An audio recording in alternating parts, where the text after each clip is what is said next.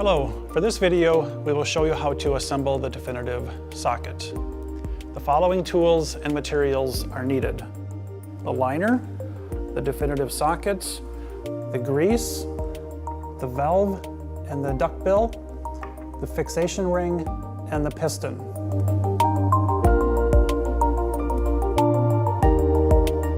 The cap screws have been removed. Silicone bonding agent has been applied to the snap bushings before they were inserted. Using the small tube of grease provided in the DVS pump kit, apply a thin layer to the inside of the DVS pump housing as shown.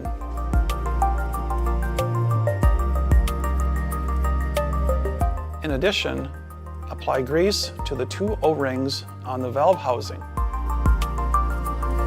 Be careful to get no grease on the duckbill valve and insert as shown. Then screw the valve bushing into the DVS housing tight enough to make a seal.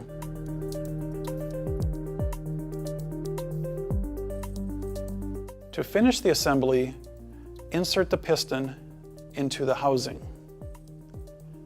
Now take the fixation ring and tighten in the cylinder with the wrench provided.